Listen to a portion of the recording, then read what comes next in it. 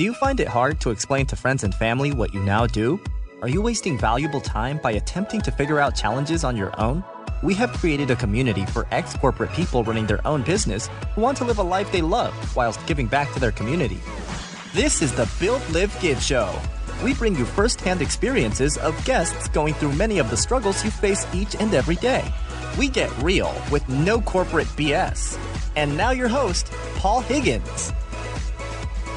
Welcome to the Build, Live, Give podcast, episode number 9. I'm Paul Higgins and I'm your host. And today we've got a fantastic guest, a great friend, and also someone that's provided me a wealth of support in my outsourcing ventures over the last 5 years. His name's Joeri Timp, and Yuri is co-founder of Eastvantage. He was once a lawyer, so please don't hold that against him, but he saw the light and thought, all my friends over in HR seem to be having a much better time of it. So he went across, joined HR, and then through a series of great opportunities that led him to the Philippines. And in the Philippines, it's obviously been a huge growth area for outsourcing, and he had one of those sliding door moments. And he picked the right door, went and started his own business, left corporate, and within 5 years, he's built a team from 0 to 500. And he's shares the amazing journey and some really great advice on how to go through that journey, how to work with partners, and also how he supports entrepreneurs and also Filipinos to have worldly opportunities. So it's a great interview. So please have your pens and papers at the ready because Yuri's got a lot of value. What's been happening in the community, it continues to grow. And we're getting lots of downloads, which is fantastic, and lots of people subscribing. So if you love it, please subscribe. If you're a first-time listener, welcome. And if you like it at the end, which I'm sure you will, please leave a 5-star review. The bigger the community gets, the bigger the message, and we can help more and more people that have left corporate and running their own business. So get your pens and paper ready, and I'm now going to hand over to Joeri Timp from Eastvantage. Welcome, Joeri Timp, co-founder of Eastvantage, the Build, Live, Give podcast. So you're going to go into a lot more about you and your story today, but what we'd love to do is, or love for you to do, is just paint a bit of a backstory. So, I know you started with law, just from there until where you are now as co-founder of Eastvantage. Just take us through that in the next minute or so, a couple of minutes. All right, thanks, Paul. So I'm here in Manila. I'm talking from Manila, Philippines, but originally I'm from Belgium, hence my weird accent, I guess. And indeed, I'm a lawyer by trade. I studied law and became a lawyer in Belgium, practiced labor law for a couple of years, eventually thought that my clients, which were HR managers and HR directors, were having a more interesting job than I had, and tried to switch careers. So eventually got a master's degree in HR management and switched careers and did that for a while, which was difficult because it was a switch from a consulting role to a real operational role. So that was a nice learning. But very quickly, I got offered a job in the Philippines to do something completely different, which is HR outsourcing. And this was because there was a Belgian company that was expanding globally, and they were growing faster than they had imagined, and they all of a sudden signed a contract and promised the client to send somebody to Manila to set up an HR outsourcing center. And of course, I didn't have any idea who that would be. That became me. So I packed my bags with my wife, moved to the Philippines. That's now today 10 years and 2 weeks ago. So time moves fast. So I worked with that company for 2 years, set up the center. I had to learn a lot. It was not a walk in the park. I had to work hard and learn fast.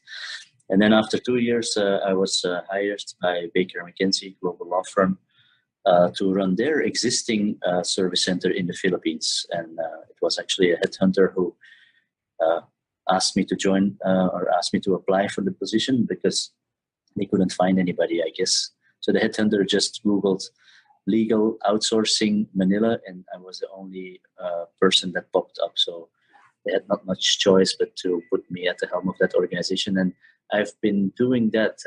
I did that for 5 years. So I was the general manager of that service center, which grew from under my period of supervision of from 400 to 650 people. But Eastvantage was created during my stint at Baker McKenzie, which is of course a bit strange, but I can go into that in more detail. But eventually, Eastvantage was founded by myself and another Belgian guy who lives here in Manila, and we started an outsourcing company, which is not generic, so it's not limited to HR services, it's not limited to legal services. It's like everything that we can make happen in the Philippines, we are happy to take on. And so we started with the two of us, and today we are going to be 500, hopefully by the end of this month. And that's the journey, and that's 10 years and 2 weeks in the Philippines indeed. Great. And, for Build, Live, Give listeners, Yuri and I have known each other for probably 5 of those years now, Yuri. And I don't know what you were at when I first met you. Can you remember sort of how many employees? I think you're about 100 or something like that? Yeah, probably around 100 then, yeah. Yeah. So, I've I've been a client of yours and love that experience, but also watched you grow into, nearly 500 people now, which is great. And we'll sort of dig more into that. But I know you're a little bit outside of work as well. And I know, you're a great dancer, you're a great singer. But is there other things that listeners would love to know about you, that your friends and family know about you? I'm a very transparent person. There's not too many secrets about me, except for those that I will not spill here on this podcast. But living in the Philippines is, it's interesting. There's never a dull moment. At the same time, it's also somewhat challenging to live in a developing country. Manila is an ugly city, but yet we had to find our way here and establish a nice way of living, which we have found. So I'm trying to do a lot of sports, going into nature. There's fantastic nature here. So biking and running in the mountains is a great thing to do. My 3 kids, all born here in the Philippines, are very happy here. They call this home. Their Dutch is very bad. Their English is much better. No big secrets behind me. I don't have time for secrets, I'm afraid. No, it's good to see the lawyer is still in you. So it's a great answer. As far as the moment, so you're doing really well at Baker McKenzie. It was growing as well. What sort of was the catalyst for you to think of doing a side hustle basically running your own business on the side? Well, I think it's fair to say that all of us, like almost everybody, has this idea at one point in their life that they think, I should start a business on my own and do something myself. So I was not different. And then with that idea in mind, being a bit bored in my job at that time, being in Manila, which is a place full of opportunity, also in outsourcing that I now had learned. Eventually there was somebody that I know from a previous career that was asking me, can you please help me create a small team in Manila? And I said, well, I don't know. I don't have any facility or nothing. And that's for sure going to cost a lot of money. And then he said, I'll pay for it all. So that was kind of, the opportunity was there. The client was there. The market was here. My knowledge was there. And my willingness was there as well. But I think I thought to myself, and I told to my wife, like, if I say no to this now, then I can never ever again look back and say I should have started my own business or I should have done this. So I had no choice. It really felt like I had no choice. But what I learned there and then, and actually it's not just related to business, but that you should say yes more often, and should when opportunity knocks, you should say yes by default. And not no by default, which is what many people do. And I've become the more I'm a big believer of that. I'm a big fan of the book Yes Man. I think it was a movie as well, which is a hilarious book. But But the underlying message of it is that there is so much opportunity, so many things to do. If you say yes enough, things will come your way. Fantastic. And you've said yes. What were some of the fears going through your mind at the time once you finally bit the bullet and you were headed down that path? What were some of the key fears that you can think back to? Well, it started off very, very small, and I was, let's say, unexperienced at running my own business, so I did not have as many fears as I have now. I still had to develop a lot of the fears. But was somewhat nervous about or scared about or thinking about whether I would be able to, of course, replicate the first success being the first client that signed up. So basically it comes down to sales. So I was really wondering if I would be able to grow the business. And from the very beginning, I've put targets to ourselves. If we don't reach this within that time frame, then we might as well just shut down the business because it's not worth doing it. And so that comes down to sales and business development. And I've learned a lot in that area. And I don't consider myself a salesperson, but if you represent a product or a service that you believe in yourself, then actually you don't need to be a salesperson to sell, because it's just a good value proposition and you can be your honest self. And that goes down very well with me, and I complemented that with teaming up with my business partner Fred, who had more experience in sales and marketing, and I learned that process through him and through experience, and that was a nice combination. Great, and a shout out to Fred, and I've spent a lot of time with both of you. Just talk about that dynamic. A lot of listeners go solo. As you know, I'm with Scott, my business partner. You're with Fred. Just tell me about that dynamic of working with someone else rather than being by yourself. Yeah, so it was my idea to start a business. It was my first client, so we could say I could have started the business on my own, but I felt, of course, because I was working at full-time still at the time, that I could not do it alone. And also I did not want to do it alone, because it could be very lonely very quickly indeed. And being a foreigner in another country, even though my business is a people business with so many staff now, you still feel like somewhat as an outsider, and you want to have somebody by your side. But of course, I asked a couple of people if they wanted to start a business with me. I asked around, and most people said no. I mean, I didn't ask 100 of them, but a few people who had time on their hands actually said no. And that is a good indicator of how people think and how they say that they're looking for an opportunity, but then they turn it down. It's a good indicator of how non-entrepreneurial they are, and I'd never really pushed them. They say no, it's no. But with Fred, it was different. He said yes. So that's the first thing. Second, the way we work together is very much determined by our personalities, and I think it's not easy to work together. It's like a marriage, right? So you have to work on it.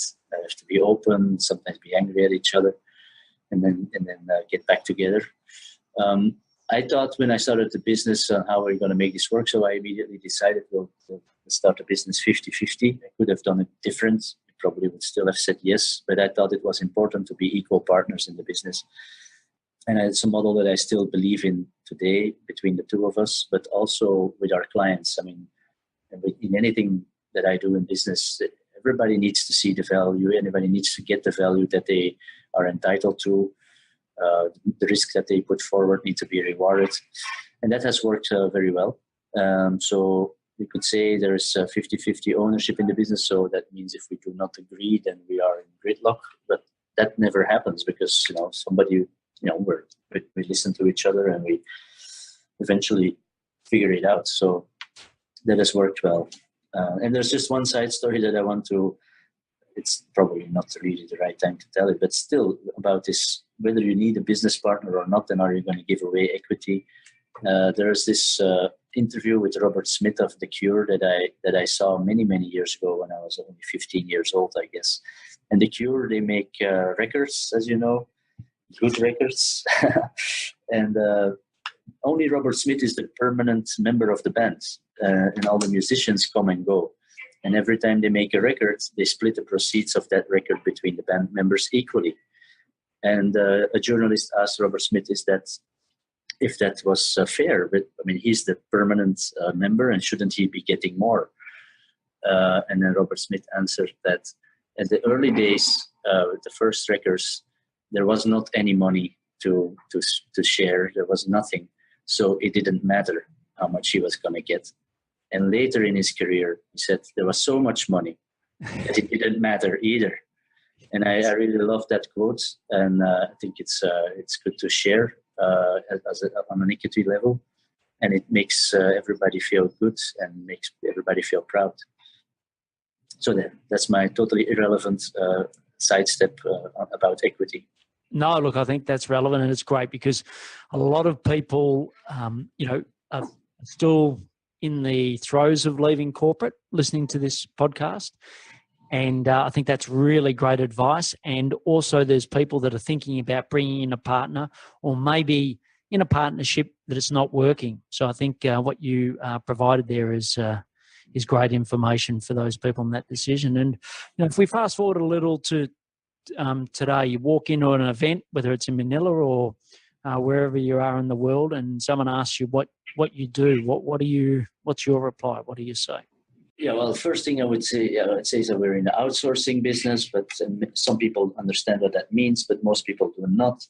Then I have to start to explain that, and it becomes difficult because people have totally, different ideas about what outsourcing and offshoring is. But eventually I come to tell the people that, what we are not. That makes it easier sometimes. And we are not a call center, but actually we look like a call center. Or think of us as a call center, but different. So, but these are the cocktail party type of conversations you have with somebody who is not really involved in what you're doing. But the way we look at ourselves and the way we want to talk about our business, the way we talk about it in our messaging, and people that are further ahead and understand what we are doing. We say, what are we doing? Why are we doing what we're doing? And we say we like to create meaningful jobs in the Philippines. We like to create good working positions, well-paid jobs for people in the Philippines that otherwise would not have access to that economic activity. That is the why of our company. Of course, that is at the core of it. Then it translates into other directions. It translates into clients and prospects, which for the prospect means we give you access to the Philippine labor market for whatever reason you need access to more labor, cheaper labor, labor in the night shift, labor that you cannot find in your home market, and that we can provide if it's available in the Philippine labor market. So, on the one side, it's about creating meaningful jobs for Filipinos. On the other hand, it is for our clients giving access to that labor market. So that's how I like to talk about it, but I cannot always start on that level because then people don't know what I mean. So often it comes down to, we're not a call center, but yes, we are. Yeah, no, look, and the story that I often relay is one that's helped by you. Is one of the team members, one of my first team members, lived in a province, moved to the city, so that was a big enough move, and then proudly told me that with the money she'd earned working with both of us through the service you provide and working for clients all around the world, that she was able to pay off a family home, and now she's living in Metro Manila, has just opened up a whole world. And often people ask me, do you pay people well? And one of the key reasons that I picked Eastvantage when I first went over there was because you guys really do. You're not just good to your people, you also pay them well. And I think it's a bit of a misconception that it's like a sweatshop and it's not an enjoyable environment. Actually, people there love it because they get to be with their family and friends, which is really important in the Filipino culture. But they also get to talk to people like you and I around the world. So I think it's a great win-win. And, I think you've done an excellent job in building it to 500 to give those opportunities. I'm sure there's multiple stories like that. that you could tell and you've seen firsthand. So the currently, so you have 500 people. Without the details, but sort of how do you make your revenue at the moment? What's the key way that you make your revenue? Our revenue is driven by the number of people that we could put to work, so to speak, or the amount of work that our clients have available for our staff.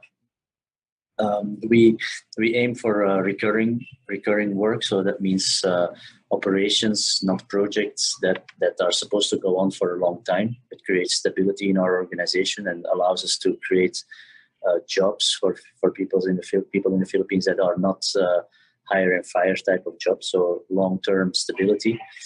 And the more clients we have, the more their businesses grow, which is important. I mean, we like to sign up with businesses that are in a growth phase. That will allow our clients to grow with staff at Eastvantage rather than hiring staff wherever they are. And that drives our growth, that drives our revenue. And then, in our profits and EBITDA kind of follows nicely on that revenue. Of course, there are a couple of drivers, investments that need to be made that can influence profit and loss, but in general terms, it's really following our headcount. Yeah, sure. And roughly 5 years. So in 5 years, you've grown to 500.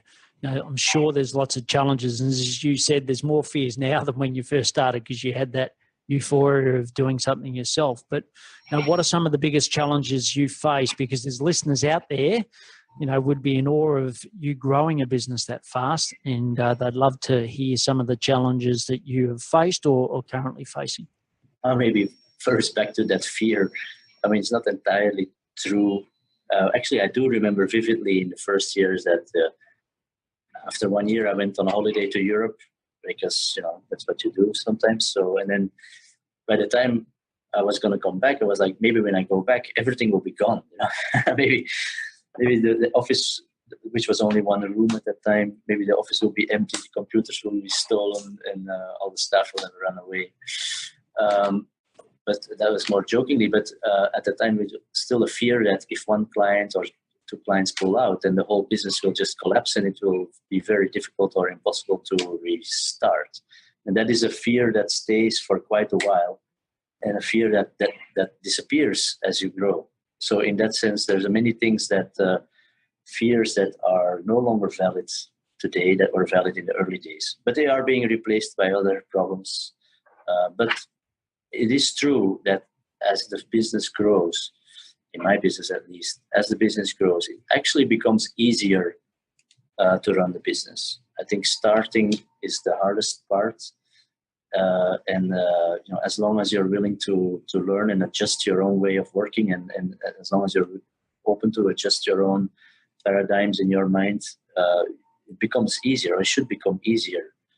Yes, it's bigger, but it's like, it's actually more difficult to ride on a bicycle than be a bus driver, because the bus is not going to tip over when you stop, Yeah, and I think something that I've observed is just, how you've built team around you. And what I often, I'll help Australian businesses is to build that team by using companies like yours, to take those hats off the owner. And I've seen you've grown to 500 different conversations. You're involved in fewer and fewer things and in bigger strategic decisions. And I think that's the opportunity that outsourcing provides owners, so they can actually do the things that they love to do and the things they're really good at, rather than being into all the detail.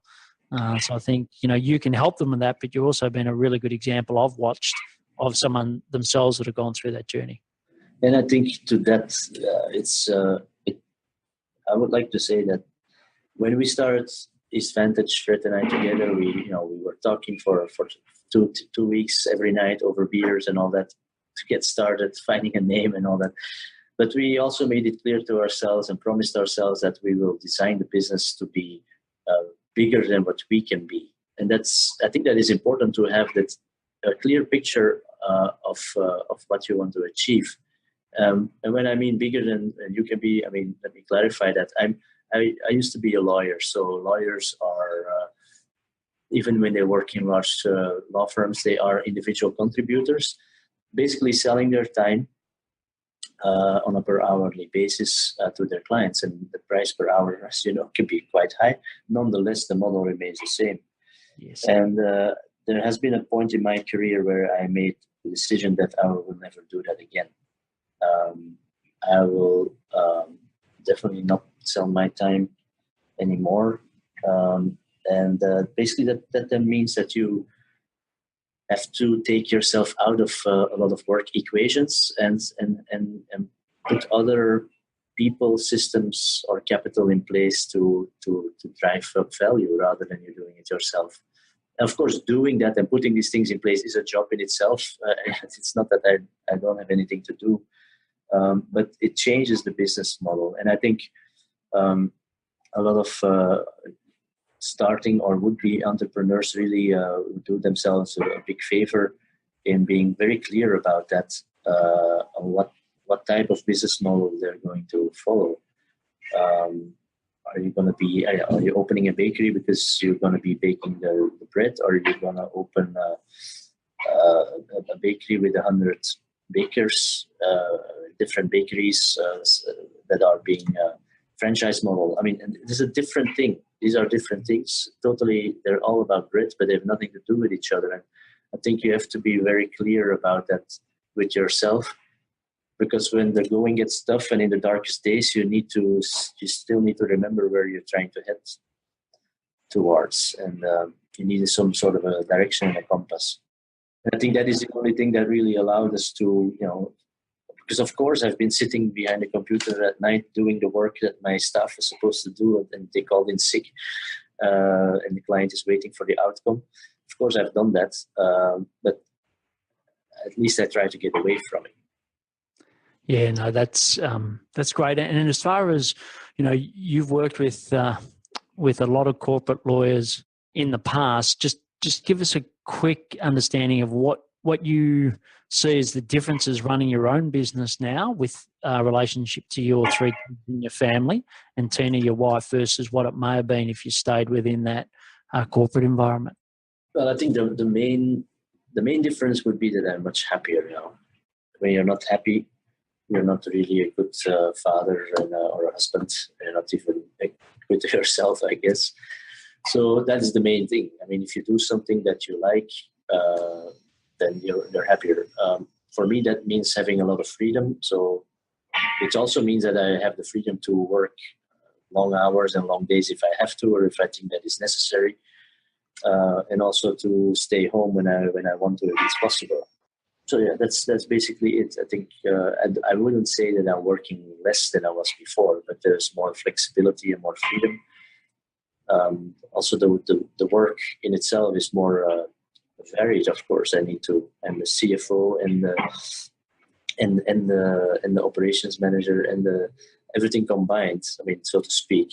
So there's a wider range of things you're doing. You're operating at the strategic level. You're operating on the sales level, you're operating on the operational level. And I like that, although that creates challenges too. But it makes me happy, and that makes me a better person, I guess. At least that's what my wife says. She does say that? Yeah. Oh, that's great. That's great. We'll get her on record saying that. So the next part is around the give. So, is there any particular cause or charity that you have a passion for, and why so? Well, it may sound, we've done in the Philippines, we've done our own share of giving, but as a family, not as a business. But as a business, this is a corporate social responsibility program, and what should we do?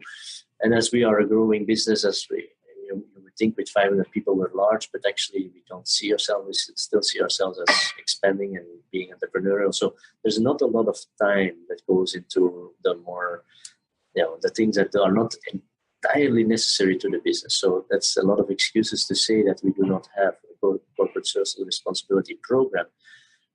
We've done some things, ad hoc. 1 year we do this, and we go to another orphanage. We donate. We send some people there to help out. But I think that's not enough, and we should structure a recurring, long-running program partnership with some organization that I don't necessarily need to choose. I'm all for education. That's where I believe that this country needs a lot of help. But it could be other things. When you ask my Philippine colleagues, they would be more about giving food and clothes to poor people. I'm not such a big believer in that, but anyway, it's a joint effort. But as a company, I do believe that at our core, by creating meaningful jobs, we are doing a good deed, so to speak, by putting a lot of energy into making people abroad understand what can be done in the Philippines, and then making that happen, and treating our staff at levels that are usually only found in developed countries, paying them higher salaries, treating them well, giving them insurance. I think that is kind of a good deeds that are built into our company. And of course, that's not the same as charity. It's sales, and it is operationally it makes sense, and it's basically a key differentiator for our company. So maybe I'm not allowed to list that as good deeds, but still, I like to see it that way. Yeah, no, and as I said, the example before, I've certainly seen that firsthand with some of my team. And next week, to the Build, Live, Give listeners, we'll have a continue conversation with a company called B1G1, and that's basically where you can donate a percentage of your revenue, and then you can actually track what direct impact that has in the world. So, there's some great options out there, and Yuri, that's one way you could potentially do it. Fantastic. So what we're going to do now is just move into the last area, which is around taking action. And it's really about just getting a couple of key tips from you for the BLG listeners. So the first one is, what's your number one personal productivity tip? My productivity tip is stop doing most of the things that you're doing. That is something I remind myself of often. I jokingly say to people that's my motto, because I'm actually a very lazy person, so I try to do less. And probably my father would probably say that's true. But as you are growing a business, it's not so much what you're going to do, but what you will not do.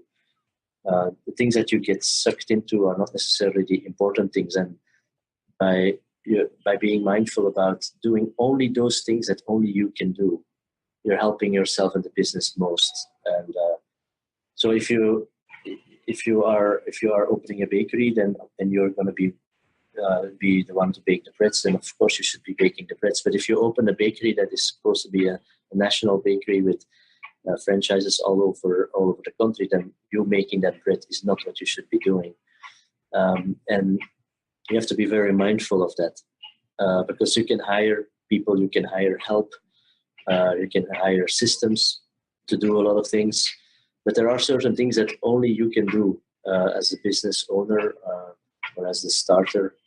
And some of these things are very, very simple, like finding capital, also sales, the initial sales for sure, and probably later as well, the bigger sales. You have to do that yourself. And also, for instance, attracting the right talent in your corporation is only something you can do. Assessing the people and making them enthusiastic to make them want to join you. So this type of things are things only the owner can do. And anything else you should stop doing. So my productivity tip is stop doing things. Yeah, no, that's great. And I know you're an avid Android user, but on your phone, what are a couple of key apps that you couldn't do without on your phone? On my phone, quickly taking it here in my hand. So, well, not only am I an Android user, but I'm a Google addict. So Google runs my life. So obviously my Gmail, the whole company runs on Google Apps. So it's all there. So the Gmail, Drive, all our financials on a I wouldn't say on a day-to-day basis, but on a monthly basis, very detailed are on Google Drive in graphs and everything, and I can pull that up at any moment if I need to know something.